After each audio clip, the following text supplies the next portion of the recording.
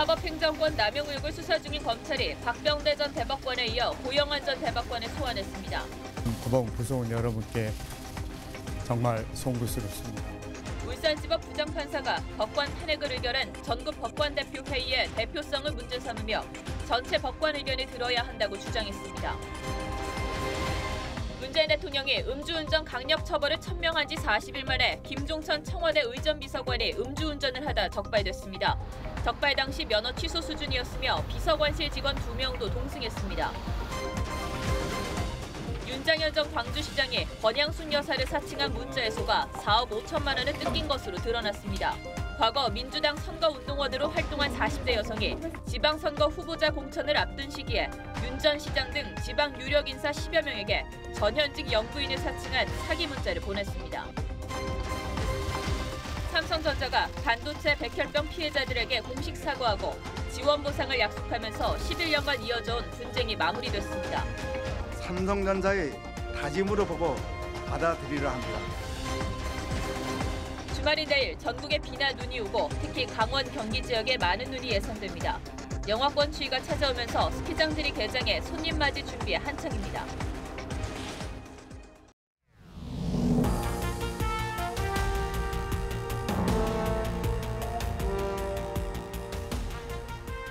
여러분 안녕하십니까? 뉴스9의 신동욱입니다. 지난 5달간 진행되어 온 사법행정권 남용 의혹 수사가 정점으로 치닫고 있습니다. 임종헌 전 법원행정처 차장 구속 이후에 양성태 사법부 시절 법원행정처장을 지낸 차한성, 박병대 전 대법관에 이어서 오늘은 고영한 전 대법관이 피의자로 소환돼 조사를 받고 있습니다. 서울중앙지검에 나가 있는 취재기자 먼저 연결하겠습니다. 자, 박경준 기자, 전 정권의 법원행정처장들이 모두 조사를 받게 됐는데 오늘 조사도 역시 시간이 길어지는군요. 네, 오늘 오전 9시 10분쯤 피의자 신분으로 소환된 고영한 전 대법관은 현재 12시간 가까이 조사를 받고 있습니다. 검찰은 고 전 대법관을 상대로 2016년 부산 법조비리 사건 무마 의혹을 집중 캐묻고 있는 것으로 전해집니다. 고 전 대법관은 조사실로 향하기 전 국민에게 심려를 끼쳐 죄송하고 후배 법관과 법원 구성원에게 송구스럽다며 심경을 밝혔습니다. 또 사법부가 하루빨리 국민으로부터 신뢰를 회복하길 바란다고도 했습니다. 고 전 대법관은 법원행정처장 시절 상고법원 설치에 협조를 얻고자 현귀한 당시 청와대 정무수석과 친분이 있는 부산 고법판사의 비위를 덮으려 했다는 의혹을 받고 있습니다. 자, 이제 이렇게 되면 다음은 이번 수사의 정점이라고 할 수 있는 양성태 전 대법원장이겠죠. 언제쯤 부를 것 같습니까? 네, 검찰은 박병대 전 대법관 조사 때처럼 고 전 대법관도 한두 차례 더 불러 조사할 것으로 보입니다. 최근 검찰의 수사 행보가 부쩍 빨라진 만큼 이달 중으로 양 전 대법원장 소환 일정도 조율할 것으로 보입니다.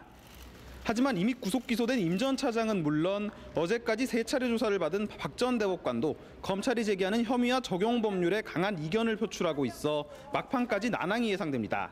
검찰은 전직 대법관 조사가 마무리되는 대로 양 전 대법원장 소환 시기를 결정할 방침입니다.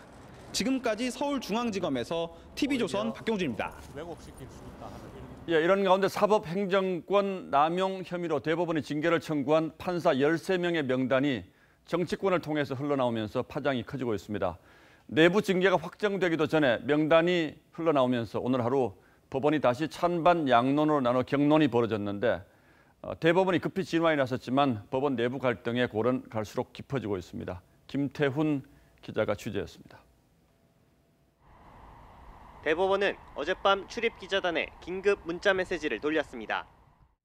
대법원은 징계 청구된 법관의 신상을 공개하지도 국회에도 제공한 적이 없다는 내용입니다. 국회 법제사법위원회 등을 통해 사법행정권 남용 의혹 관련 징계위에 회부된 법관 13명의 실명이 공개된 직후 해명성 문자를 돌린 겁니다. 대법원은 징계가 확정돼 관보에 게재되기 전 신상 공개는 개인정보보호법 등에 의해 금지된다고도 했습니다. 하지만 지난 19일 전국법관 대표회의의 동료 법관 탄핵 검토 안건 채택 논란에 내부 징계가 확정되기도 전에 명단이 공개되면서 법원 안팎은 하루 종일 뒤숭숭했습니다.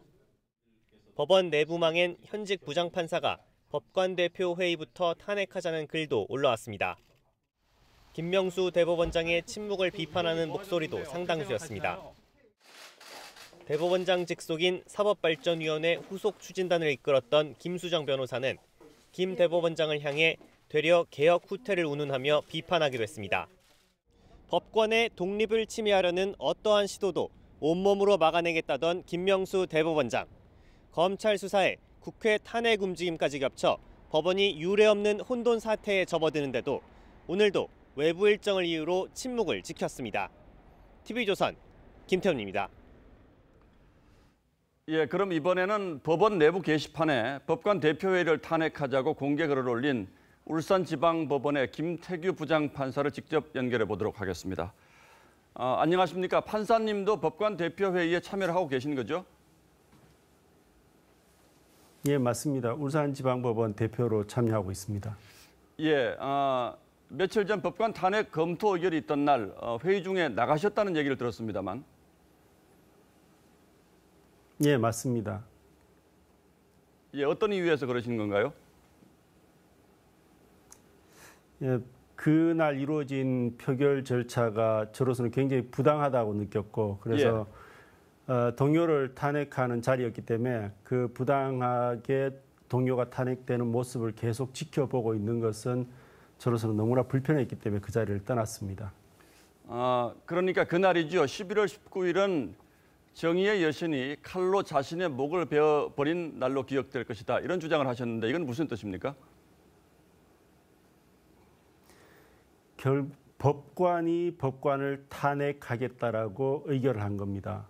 결국 자기 스스로를 부정한 것이죠. 그래서 제가 정의의 여신이 자신을 베어버렸다라고 말씀을 드렸고요. 그리고 더 제가 수용하기가 힘들었던 부분은 탄핵이라는 굉장히 정치적인 방법으로 법관이 법관을 부정했기 때문에 그래서 그런 표현을 썼던 것입니다. 그리고 법관 대표회의의 대표성에도 문제가 있다 이런 주장을 하고 계신 것 같은데 어떤 문제가 있습니까? 구체적으로? 예. 지금 많은 언론이나 여론 등을 통해서 많은 분들이 알고 계십니다. 이미 법관 대표회의가 전국 법관 대표회의가 특정 학회나 아니면 그 학회 내에 이너서클에 의해서 사실상 운영되고 있다라는 식의 외관이 만들어진 것에 대해서는 많은 언론이 지적하고 있고 국민들도 많이 알고 있는데 사실은 그 부분에 대해서 저희들이 객관적으로 확인한 부분은 없습니다. 그렇지만은 그러한 외관이 만들어진 것 자체가 굉장히 위험할 수 있다라는 생각을 가지고 있고요. 자, 그러나 어쨌든 지금 법원 내부 갈등이 상당히 심각해 보인다고 걱정하는 분들이 많은데 이 단계에서 이 사태를 어떻게 수습해야 한다고 보시는지요?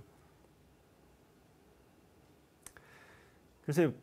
지금 많이 힘들고 모든 법관들이 많이 실망하고 본인들에게 스스로 실망하고 있고 굉장히 자존감이 떨어진 것은 사실입니다. 그렇지만 이럴 때일수록 법관의 본연의 자세에 돌아가는 게 더 맞지 않겠나 싶고요. 저는 항상 그렇게 표현합니다. 법관이라는 것은 어떤 진실을 두고 깊이 숙고하고 고민하고 결국 자기 부정을 해가면서 그러면서 그 진실을 찾아가는 게 그 직업이다라고 생각하고요. 그리고 그렇기 때문에 법관은 수에서 좀 멀어져야 된다. 너무 수의 논리에 매몰되어서는 안 된다. 수가 많기 때문에 다수기 때문에 그것이 정당하다, 옳다 이렇게 말을 해서는 안 된다라는 게 제 생각입니다. 그래서 법관들이 더 이상 어떤 단체를 만들고 회의체를 만들어서 거기서 자기들의 영향력을 더 세게, 더 크게 만들고 아니면 세력화를 해나가고 이런 것들을 좀 지향하면서 진짜 법관의 본연의 의무인 법과 원칙, 절차 그것들을 살펴보면서 법원에게 맡겨진 본분에 충실해 가면은 오히려 그게 더 빨리 법원이 제자리를 찾아가는 길이 아니겠느냐 이렇게 생각하고 있습니다. 예, 지금까지 김태규 울산지방법원 부장판사였습니다. 자, 말씀 고맙습니다. 고맙습니다. 예, 고맙습니다. 네. 예, 다음 뉴스입니다. 오늘 새벽 이런 시간 청와대 의전 비서관이 청와대 바로 코앞에서 면허 취소 수준의 음주운전을 하다가 적발됐습니다. 의전 비서관은 대통령의 모든 일정을 밀착 수행하는 그야말로 대통령과의 거리가 가장 가까운 공직자 가운데 한 명입니다. 게다가 김 비서관은 임종석 비서실장의 최측근으로 청와대 실세로 불렸던 공직자이기도 합니다. 그런데 이런 인물이 청와대 코앞에서 술에 잔뜩 취해 운전을 하다가 적발된 겁니다. 먼저 구민성 기자가 보도합니다. 청와대 인근 청원 효자동 주민센터 앞. 오늘 새벽 0시 35분쯤 김종천 청와대 의전비서관이 음주운전으로 적발됐습니다. 김 비서관은 인근 술집에서 술을 마신 뒤 대리운전 기사와 만나기 위해 100m가량 운전해 이곳까지 왔다고 주장했습니다. 적발 당시 혈중 알코올 농도는 0.120%로 면허 취소 수준이었습니다. 당시 김 비서관의 차량에는 청와대 여직원 2명도 동승하고 있었습니다. 청와대는 김 비서관의 술자리는 의전비서관실 행정관 1명의 인사이동에 따른 환송 회식이었다고 밝혔습니다. 청와대 관계자는 오늘 오전 김 비서관이 임종석 대통령 비서실장에게 보고한 뒤 사직서를 제출했고 공직기관 비서관실에 조사 요청을 했다고 전했습니다. 오후에 청와대는 문재인 대통령이 사직서를 제출한 김종천 청와대 의전비서관에 대해 직권 면직 처분을 내렸다고 다시 발표했습니다. 직권 면직이란 징계 내용이 기록에 남겨지는 별정직 공무원 인사 규정에 따른 것으로 공무원 자신의 의사와는 상관없이 국가의 조치에 따라 그 직위나 직무에서 물러나게 하는 일을 말합니다.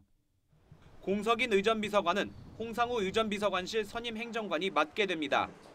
TV조선 구민성입니다. 그런데 경찰이 김 비서관을 적발하는 과정에도 이상한 점들이 많습니다. 경찰은 김 비서관의 음주운전 사실 그리고 신분을 확인하고도 함께 차에 탔던 비서관실 직원 2명의 신원도 파악하지 않고 그냥 돌려보낸 것으로 알려졌습니다. 이 밖에도 경찰이 이번 음주운전 건을 축소하려 했다는 의혹이 곳곳에서 드러났습니다. 홍영재 기자가 이어서 보도합니다. 김종천 비서관의 음주운전 적발 당시 비서관실 여직원 2명이 함께 차에 타고 있었습니다.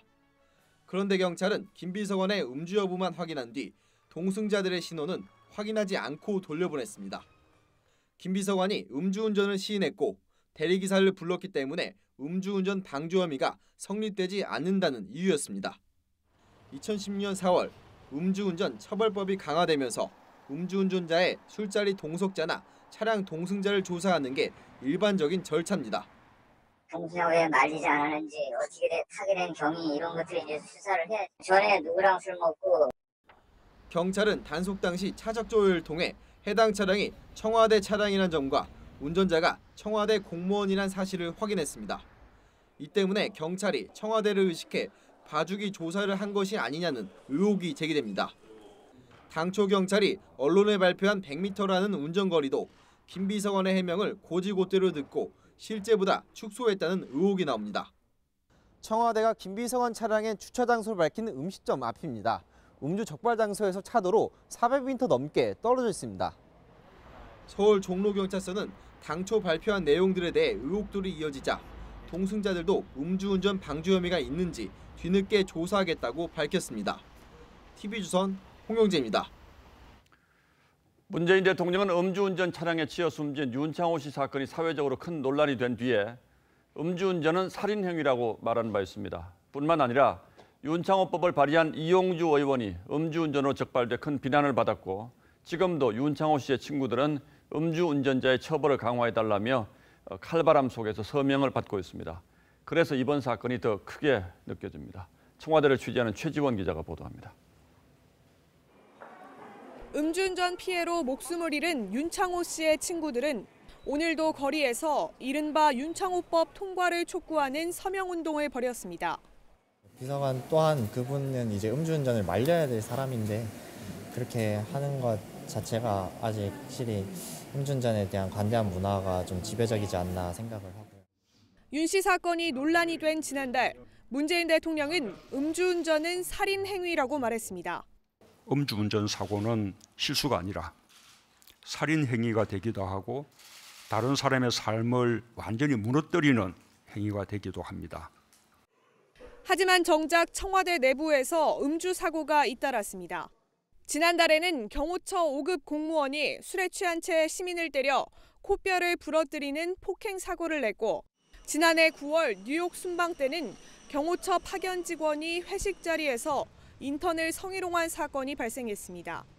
그리고 오늘 대통령을 지근거리에서 보좌하는 의전비서관의 음주운전이 적발됐습니다. 도대체 청와대에 기강이 있기는 한 것입니까? 청와대의 기강이 만취 상태인지 심히 의심스럽습니다. 문 대통령은 김종천 의전비서관 직권 면직을 지시하면서 대통령이 직접 음주운전에 대해 단호히 대처하겠다고 밝혔는데 이를 준수해야 할 청와대 직원이 어겼다는 점에서 단호히 대처하지 않을 수 없다고 말한 것으로 전해졌습니다. TV조선 최재원입니다. 문재인 대통령의 지지율이 6주 만에 소폭 반등했습니다. 하지만 내용을 자세히 뜯어보면 그 반등의 의미가 조금은 다르게 해석됩니다. 이른바 이영자 현상이라고 하는 20대 영남 그리고 자영업자층의 지지율이 눈에 띄게 떨어졌다는 게 다시 한번 확인되었습니다. 더 자세한 내용은 이미지 기자에게 자세히 좀 물어보죠. 자, 이 기자, 20대 지지율은 얼마나 떨어졌습니까? 네, 먼저 1년 전 지지율을 보시겠습니다. 지지율이 무려 88%로 나옵니다. 전 연령층에서 가장 높은 지지율을 보이는 핵심 지지층이었죠. 그런데 오늘 결과를 보면요, 56%로 나옵니다. 1년 만에 32%포인트 낮아진 겁니다. 여전히 평균보다 높기는 하지만 30, 40대보다 오히려 지지율이 낮습니다. 네, 직업별로 보시면 1년 전과 비교할 때 학생의 지지율이 가장 큰 낙폭을 보였습니다. 학생이 대부분 20대가 되겠죠. 예, 여권이 굉장히 당혹스럽겠군요. 왜 이렇게 낮아졌을까요? 네, 20대 지지율을 남녀로 구분해서 보면 해답의 일단을 엿볼 수가 있습니다. 이 표는 20대 남녀의 지지율을 10월과 11월 월 평균으로 나눈 건데 남녀 합치면 한 달 만에 8%포인트가 떨어졌습니다. 그런데 30, 40대도 사실 비슷하게 떨어져서 그 자체로는 큰 의미가 없습니다. 예. 그런데 20대 남성은 12%포인트 떨어진 반면에 20대 여성 4%포인트 하락에 그쳤습니다. 20대 중에서도 남성의 이탈이 심하다는 건데요. 양심적 병역 거부 인정 그리고 여성 취업 우대 정책 등이 갓 병역을 마친 하지만 취업에는 어려움을 겪는 20대 남성의 박탈감을 자극한 게 아니냐 이런 분석이 나옵니다. 예, 20대 중에서도 특히 남성의 지지율이 많이 떨어졌다. 자, 그런데 이 자영업자층의 지지율도 많이 떨어졌다는 거죠? 네, 그렇습니다.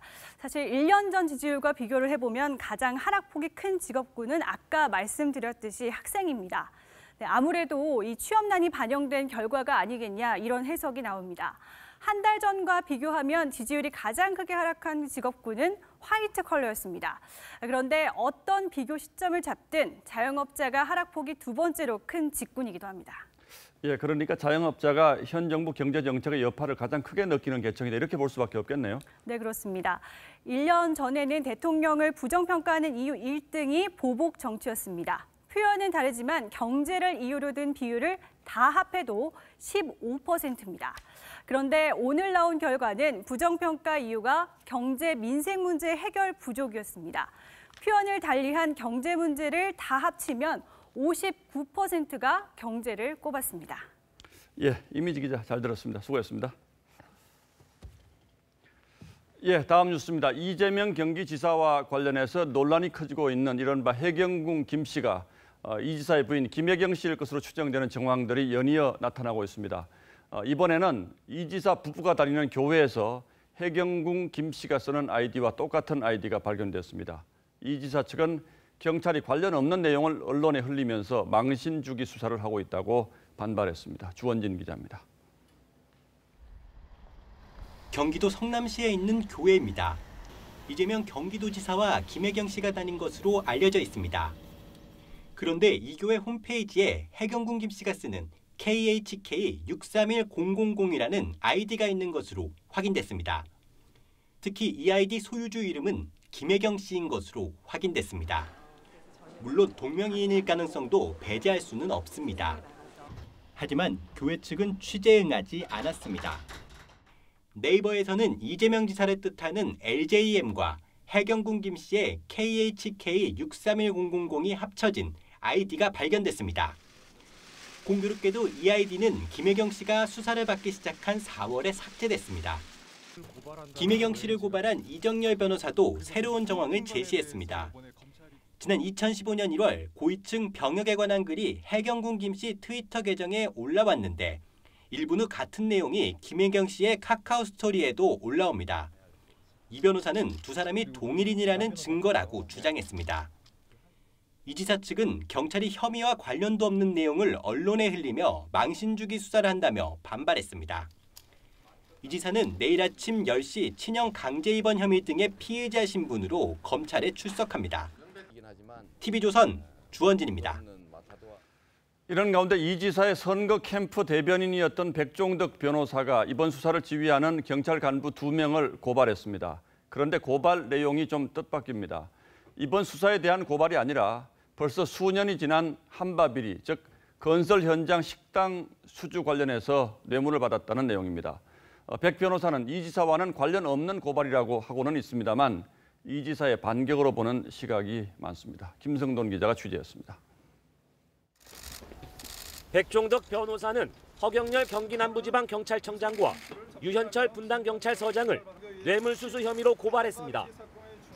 한바비리 사건 브로커 유상봉 씨로부터 사건 수사 무마와 한바식당 수주를 대가로 돈을 받았다는 겁니다.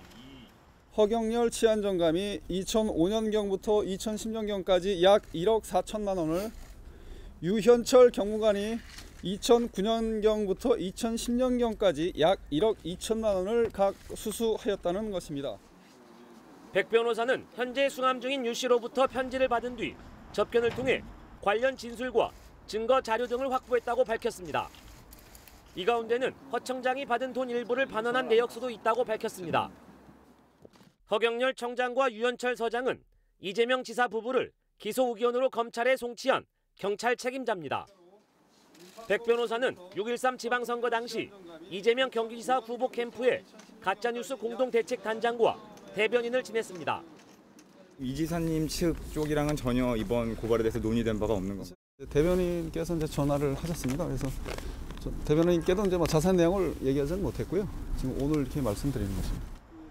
허 청장과 유 서장은 돈을 받았다는 주장은 사실이 아니고 심각한 명예훼손이라며 법적 대응에 나서겠다고 밝혔습니다. TV조선 김승도입니다. 한 40대 여성이 지난해 말 광주 전남 지역의 유력 인사 10여 명에게 휴대전화, 문자 메시지를 보냈습니다. 문재인 대통령 부인 김정숙 여사 또는 노무현 전 대통령 부인 권양숙 여사를 사칭해서 돈이 급히 필요하니 좀 빌려달라 이렇게 했다는 겁니다. 그런데 윤장현 당시 광주시장이 여기에 걸려들어서 4억 5천만 원을 송금했습니다. 참 기가 막힌 일이죠. 먼저 최원영 기자가 이 사건의 내막부터 보도하겠습니다. 권양숙입니다. 잘 지내시지요? 딸 사업 문제로 5억 원이 급히 필요합니다. 빌려주시면 곧 갚겠습니다. 지난해 12월 윤장현 전 광주시장은 이 같은 문자 메시지를 받았습니다. 윤 전 시장은 시민운동가 출신으로 노무현 전 대통령과 친분이 있었습니다. 하지만 문자를 보낸 사람은 노 전 대통령 부인 권양숙 여사가 아니라 49살 김모 씨였습니다. 윤 전 시장은 이후 직접 통화도 했지만 김 씨를 권 여사라고 철석같이 믿었습니다. 권 여사님하고 좀 비슷하다고 하시던가요? 윤 시장 같은 경우는 믿었다고 하죠. 결국 윤 전 시장은 지난해 12월부터 올해 1월까지 4차례에 걸쳐 4억 5천만 원을 김 씨 딸 통장으로 보냈습니다. 김 씨는 다른 지역 정치인에게도 김정숙 여사를 사칭한 문자 메시지를 보냈다가 경찰에 덜미를 잡혔습니다. 경찰은 김 씨를 구속 기소 의견으로 검찰에 송치했습니다. TV조선 최원영입니다. 이 40대 여성은 선거 사무원으로 일한 경력이 있다고 합니다. 그래서 아마도 정치인의 생리를 잘 알고 이런 범죄를 저지른 것으로 경찰은 파악하고 있습니다.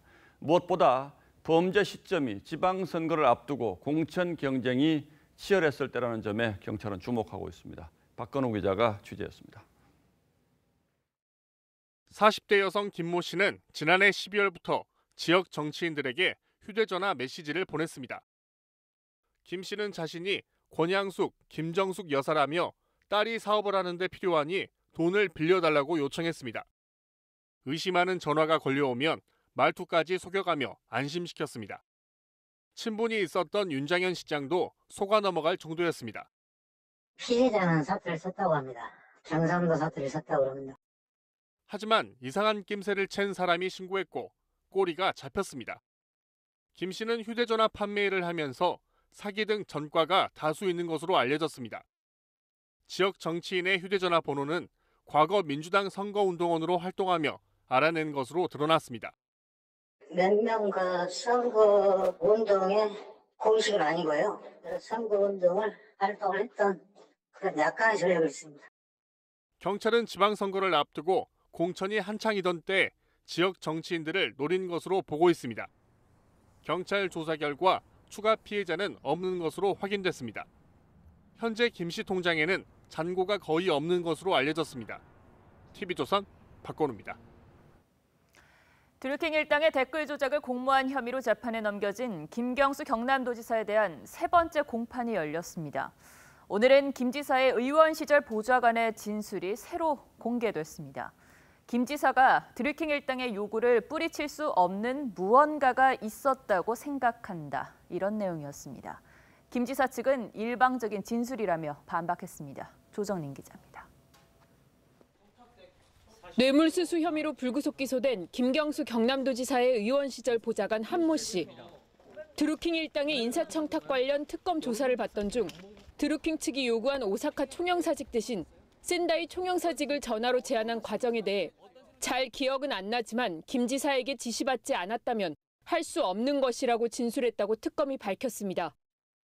또 김 지사가 드루킹 일당의 요구를 뿌리칠 수 없는 무엇인가가 있었다고 생각한다며 19대 대선 당시 드루킹 일당이 모종의 역할을 했을 것이라는 진술도 있었다는 게 특검 설명입니다. 서울중앙지법 형사합의 32부 심리로 열린 오늘 공판에선 특검이 핵심 쟁점인 킹크랩 시연 여부와 인사청탁 의혹 등을 뒷받침할 증거 목록을 제시하기도 했습니다. 이에 대해 김 지사 측은 전혀 내용을 알 수 없는 부분들이 많고 일방적인 주장이라며 반박했습니다. 그들의 주장이 사실인지 아닌지를 밝혀나가고 있는 과정이니까요. 주장만 가지고 얘기할 문제는 아니다. 특검과 김 지사 측의 치열한 법리 공방이 벌어지고 있는 가운데 다음 공판엔 오사카 총영사 청탁 대상자로 알려진 도모 변호사가 증인으로 법정에 나올 예정입니다. TV조선 조정른입니다. 어제 퇴근길 지하철 분당선에서 열차 고장으로 운행이 1시간 넘게 멈춘 사고 전해드렸죠. 코레일의 이런 사고는 최근 나흘 동안 3차례나 발생했습니다. 시민들의 발이 되어주는 열차가 이렇게 빈번히 사고가 나니 승객들은 불안할 수밖에 없는데요. 결국 코레일은 대국민 사과를 했습니다. 김주영 기자입니다. 어제 퇴근 무렵 복정역 근처에서 멈춰섰던 분당선 지하철. 잠깐 서 있을 거라던 전철은 1시간 이상 운행을 멈췄습니다. 승객 500여 명은 불안에 떨었습니다.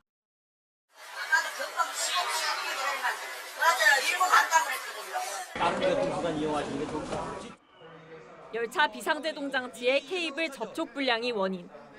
사전 점검이 소홀했다는 지적이 나옵니다. 이틀 전 사고는 더 충격적입니다. 충북 오송역에서의 단전 사고로 경부선 KTX가 다음 날 새벽까지 운행이 지연됐습니다. 하루 전 서울역으로 들어오던 KTX가 굴삭기를 들이받는 사고 직후에 대형 사고가 이어진 겁니다. 나흘 동안 이어진 3건의 열차 사고. 계속 반복되는 열차 사고에 시민들의 불안은 커져가고 있습니다. 부산에서 본사 왔다가 그 시간에 그게 해당이 돼가지고 새벽 2시 반인가 집에 갔다고. 제가 타는 기차가 그렇게 될까 걱정스럽기도 하고 앞으로 좀 정비도 잘 해주셔가지고. 코레일 측은 오늘 열흘간 비상 안전경영 기간으로 정해 전반적인 점검을 하겠다며 결국 대국민 사과를 했습니다. TV조선 김주영입니다. 고가의 외제 리스 차량이나 렌터카를 빼돌려서 대포차로 팔아넘긴 일당이 경찰에 붙잡혔습니다. 비싼 리스 요금을 부담하기 어려운 사람들에게 접근해서 대신 내주겠다고 하고 팔아버린 겁니다. 피해자들은 리스 요금뿐 아니라 대포 차량의 범칙금까지 내야 했습니다. 최민식 기자가 보도합니다. 경찰이 소방관의 도움을 받아 잠긴문을 열고 들어가 버티던 대포차 유통업자 김모 씨를 체포합니다. 김 씨 등 4명은 람보르기니와 페라리 같은 고가의 외제 차량 110대를 대여자들로부터 다시 빌린 뒤 이를 사채업자에게 넘겨 차량 한 대당 5천만 원을 챙겼습니다. 사채업자들은 차를 대포차로 팔아치우거나 본인의 렌트 사업에 썼습니다. 김 씨 등은 주로 고액의 리스 요금을 부담하기 어려운 대여자들에게 접근해 차를 빼돌렸습니다. 명의만 잠깐 빌려주면 바로 걔가 들어간 돈도 갚아주고 타 명의도 회사 명의 넘겨주겠다. 그렇게 해서 이제 시작이 됐는데요. 걔네들은 진행 안 하니까 막 너무나 많이 날라왔어요. 사채업자들은 차량 회수를 막기 위해 차량에 부착된 위성 위치 추적 장치를 제거했습니다. 차량 회수를 요구하면 담보 대출금 후 2배를 요구하거나 일부 차주들이 와서 항의를 하면 조직폭력배를 동원해서 폭행 협박을 하였습니다. 또 차량 핸들에 자물쇠를 채운 뒤 경기도 창고 등에 차를 숨겼습니다. 창고 안에 피해자들의 차량 15대가 있지만 소유권이 정리되지 않아 찾아가지 못하고 있습니다. 경찰은 일당 13명을 구속하고 시중에 유통 중인 대포차 67대를 추적하고 있습니다. TV조선 최민식입니다. 마시기만 해도 독소가 빠지는 음료, 붙이기만 해도 체중이 줄어드는 패치. 진짜 이런 게 있다면 사게 되겠죠. 요즘 인터넷에서 이런 문구로 곤약 젤리와 다이어트 패치를 홍보하는데 대부분 허위 과장 광고였습니다. 실제 다이어트 효과는 검증된 바가 없습니다. 이유진 기자입니다. 칼로리는 낮고 포만감은 높아 체중 조절 식품으로 인기를 끌고 있는 곤약 젤리 음료. 다이어트 식품으로도 알고 있고 그리고 맛있게 먹기 좋게 향이 첨가돼서 나와서 콜레스테롤 수치를 조절해주고 독소를 배출한다고 강조하기도 하는데 실제 효과는 검증되지 않았습니다. 식약처가 곤약 젤리 음료 146개 제품을 조사한 결과 허위 과장 광고 등으로 54개 제품이 부적합 판정을 받았습니다. 이런 곤약 젤리는 단순 저칼로리 제품인데 다이어트에 탁월하다는 과장 광고를 해왔습니다. 하루 2.7g 이상 곤약 성분을 먹으면 배변 활동에 도움을 주는 것으로 알려졌지만 음료 속 곤약 양은 평균 0.4g에 불과해 효과를 기대하기 어렵습니다. 붙여서 살을 뺀다는 다이어트 패치도 허위 과장 광고인 건 마찬가지. 국내나 국외에서 이 다이어트 패치의 효능에 대해서는 아직은 입증된 바가 거의 없다고 생각합니다. 지방분해 효과가 있다고 강조해 의약품으로 오해하기 쉽지만 대부분 일반 공산품입니다. 소비자원은 패치로 피부 손상을 입는 피해 사례들이 접수되고 있다며 사용에 주의를 당부했습니다. TV조선 이유진입니다. 11년 넘게 이어져 온 이른바 삼성전자 백혈병 갈등의 마침표가 찍혔습니다. 삼성전자가 산업재해로 인정하면서 사과했고 반도체 질병 근로자와 유가족들은 이 사과를 받아들이고 보상안도 수용하기로 했습니다. 정준영 기자입니다. 김기남 삼성전자 사장이 90도로 허리를 숙입니다. 그리고 반도체 근로자의 직업병을 인정하고 사과하며 보상을 약속합니다. 건강유해 인저에 의한 위험에 대해 충분하고 완벽하게 관리하지 못했습니다. 이를 보는 반도체 근로자 가족들의 얼굴엔 만감이 교차하고 시민단체 활동가들 눈시울도 붉어집니다. 2007년 고 황유미 씨가 급성 백혈병으로 숨진 뒤 11년간 이어져온 반도체 근로자 직업병 갈등에 이로써 종지부가 찍혔습니다. 미진하지만은 사과도 받았습니다. 그러니까 유미하고 약속했던 것은 지켜졌다고 저는 생각을 합니다. 삼성과 반올림 양측 모두 조정위원회의 중재안을 수용했습니다. 이에 따라 1984년 이래 반도체와 LCD 공장에서 1년 이상 일하다가 병에 걸린 근로자 전원이 보상 대상이 됩니다. 금액은 백혈병이 최대 1억 5천만 원, 파킨슨병, 유산, 잔여질환 등도 정도에 따라 보상받을 수 있습니다. 삼성전자의 보상안을 거부한 채 이곳 서초 사업 앞에서 1000일 넘게 이어지던 반올림의 천망동성도 이제는 모두 사라진 상태입니다. 보상은 2028년까지 10년 동안 이어집니다. 보상 업무는 법무법인 지평이 담당하고 대표 변호사이자 조정위원장을 맡았던 김지영 전 대법관이 보상위원장이 됩니다. TV조선 정준영입니다. 이달 초 동해 북방 해역에서 조업 중이던 우리 여선이 북한군에 납포됐다가 풀려난 사실이 뒤늦게 공개됐습니다. 우리 해경은 납포 당시 60km 떨어진 곳에 있었고 엿새 뒤에 선장의 신고를 받고 나서야 상황을 파악했습니다. 정수양 기자가 보도합니다.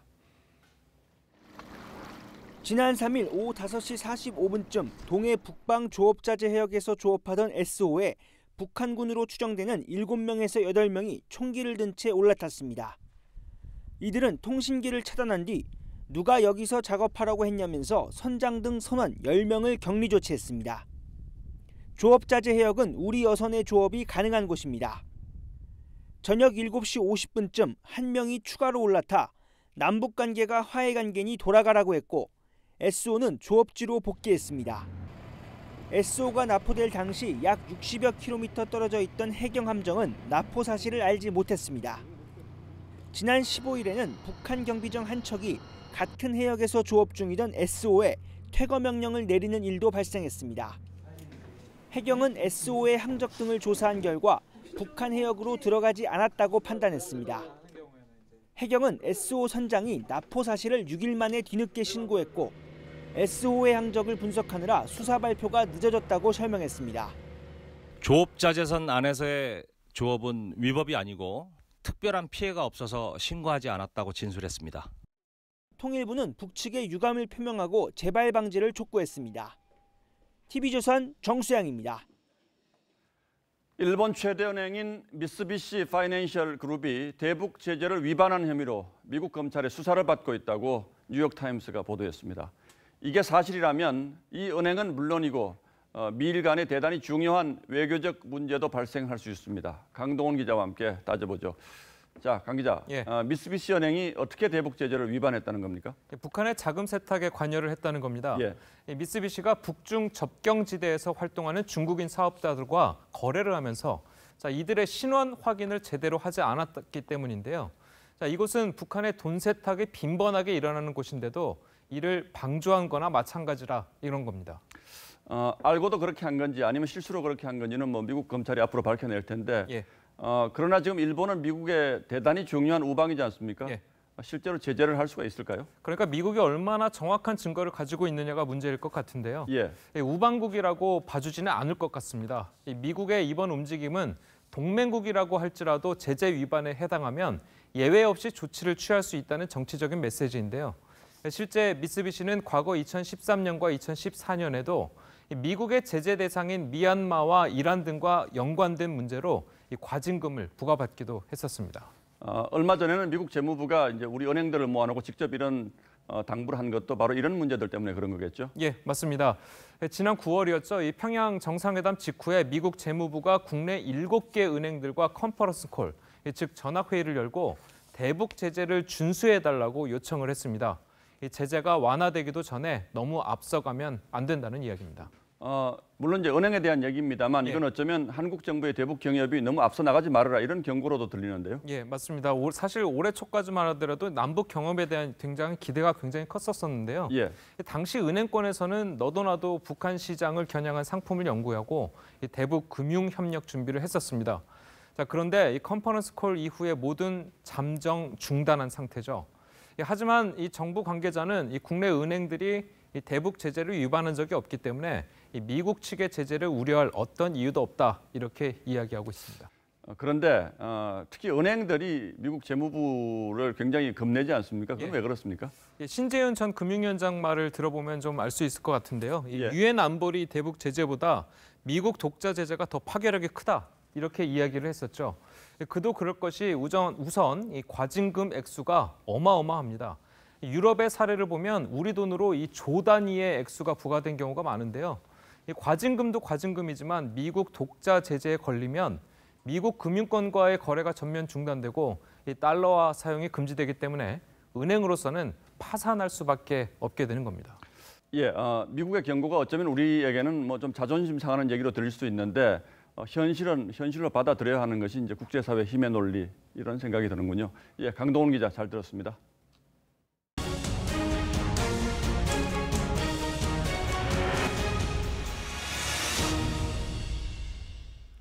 네, 오늘 전국의 수은주가 뚝 떨어져 겨울이 성큼 다가왔습니다. 이런 날씨를 기다려온 동호인들은 스키장을 찾아 설원을 질주했습니다. 내일은 강원도와 경기도에 많은 눈이 내린다고 하네요. 이승훈 기자입니다. 은빛 설원에 형형색색의 스키어와 보도가 가득합니다. 눈보라를 일으키며 회전하고 멋지게 점프도 합니다. 눈밭에 넘어져 뒹굴어도 즐겁습니다. 스키어들은 깎아지는 슬로프를 내려오며 속도감을 즐겼습니다. 지난 21일부터 인공눈 제설이 가능한 영하권의 날씨가 이어지면서 평창과 정선 등 스키장 3곳이 개장했습니다. 올해는 포근한 날씨 탓에 엿새 늦었습니다. 하지만 오랜 기다림 끝에 슬로프를 만난 동호인들의 짜릿함과 기쁨은 2배입니다. 오늘 하루만 스키장 3곳에 5,000명이 넘는 인파가 몰렸습니다. 지금 1년을 기다렸다가 눈이 와가지고 스키장으로 바로 달려왔거든요. 그래서 날씨도 너무 좋고 타고 내려왔더니 기분도 너무 상쾌하고 좋습니다. 주말인 내일은 강원도와 경기도를 중심으로 많은 눈이 예상됩니다. 강원 영서 최고 8cm, 경기 동부 5cm 안팎의 눈이 쌓이겠습니다. 산지와 고갯길의 해발 고도가 높은 곳을 중심으로 많은 눈이 쌓이면서 강원 영서와 산지에는 대설주의보가 발표되는 곳이 있겠으니 기상청은 전국에 눈과 비가 내린 뒤 일요일부터는 평년 기온을 회복할 것으로 예보했습니다. TV우선 이승훈입니다. 네, 미국 행정부의 수장 트럼프 대통령과 미국 사법부의 수장 존 로버츠 연방 대법원장이 연일 충돌하고 있습니다. 트럼프 대통령이 일부 판사를 오바마 판사라고 비난하자 로버츠 대법원장이 그런 판사는 없다면서 반박한 건데요. 미 사법 역사상 처음 있는 대통령과 대법원장의 충돌에 오늘의 포커스를 맞췄습니다.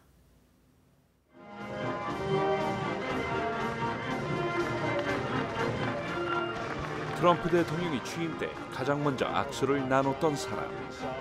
Please raise your right hand and repeat after me. So help me God. So help me God. Congratulations, Mr. President. 바로 존 로버츠 연방 대법원장입니다.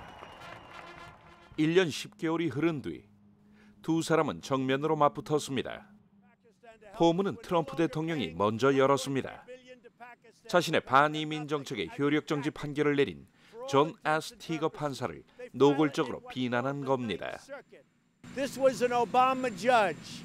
It's a disgrace what happens with the Ninth Circuit. We will win that case in the Supreme Court of the United States. 법원에 대한 불만은 추수감사절 칠면조 살려주기 행사에서도 드러났습니다. Unfortunately, I can't guarantee that your pardons won't be enjoined by the Ninth Circuit. Always happens. 이에 존 로버츠 연방 대법원장이 직접 나서 반발했습니다. We do not have Obama judges or Trump judges, Bush judges or Clinton judges, Roberts said. What we have is an extraordinary group of dedicated judges. 미 역사상 처음으로 사법부의 수장이 대통령을 공박한 겁니다. 트럼프 대통령은 트위터로 다시 맞받아 쳤습니다. 미안하지만,으로 운을 떼지만 당신네는 정말로 오바마 판사들을 갖고 있다. 아주 위험하고 현명하지 않다고 직격탄을 날렸습니다. 입법과 행정 그리고 사법, 권력 남용을 막기 위한 삼권 분립을 세계에서 가장 먼저 헌법에 명시하고 잘 지켜진다고 평가받는 미국에서 벌어진 일입니다. I will not criticize the political branches. We do that often enough in our opinions. 러시아 스캔들과 관련해 트럼프 대통령 자신이 자기를 사면하는 셀프 사면 추진과 미 전역 350개 신문사의 대통령 비판 사설의 연대 게재 등 숱한 최초의 기록을 쏟아내는 트럼프 대통령. 이번에 터진 행정부와 사법부의 충돌을 각국은 어떻게 평가할까요? 뉴스9 포커스였습니다. 네, 한일 양국의 테니스 간판 정현과 니시코리 케이가 격돌합니다.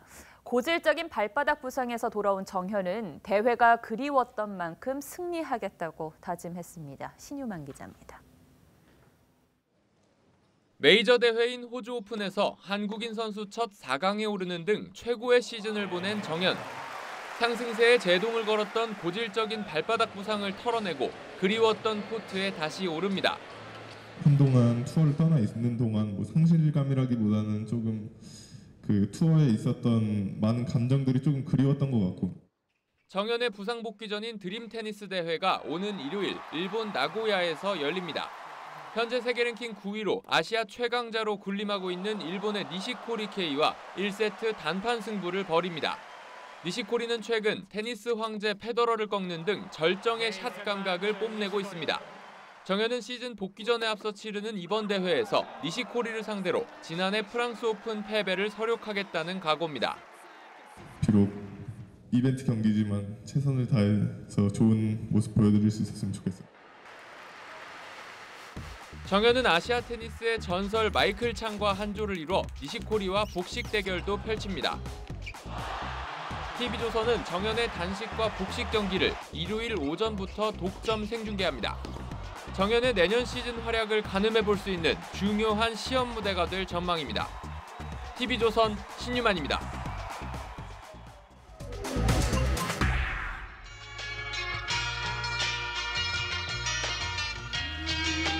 보름 전 세상을 떤 영화음악가 프랑시스 레이의 눈장난이 흐르고 하버드대 교정에 펑펑 눈이 쏟아집니다. 두 연인이 들어누운 채 팔다리를 저어서 눈밭에 천사의 형상을 남깁니다. 명문가 하버드대 학생과 가난한 여대생의 사랑 이야기, 러브스토리의 명장면이죠. 영화에는 남자 주인공의 증조부가 하버드대에 지어준 건물, 베리트 홀이 등장합니다. 그렇듯 미국 대학에게 기부자의 이름을 붙인 건물이 많습니다. 하버드대의 옛 도서관 고홀만 해도 하버드대를 나온 엘고 전 부통령의 19세기 선조가 세운 것이라고 합니다. 미국에서는 대학에 기여한 부잣집 자녀를 우대해서 입학시키는 것이 관례처럼 되어 있습니다. 억만장자인 블룸버그 전 뉴욕시장이 모교인 존스 홉킨스대에 2조 원을 기부하겠다고 밝혔습니다. 그러면서 부유층에게 관대한 입학 관행을 비판했습니다. 중하위층 지원자들의 입학은 거절당하고 그 자리는 더 큰 지갑을 가진 집 자녀에게 돌아간다고 했습니다. 그래서 그는 기부금을 학부생들의 장학금으로만 쓰도록 못 박았습니다. 그는 가난한 러시아 이민자 아들에게 기회의 문을 열어준 모교에 감사하며 졸업 이듬해 $5를 시작으로 이미 1조 7천억 원을 기부했습니다.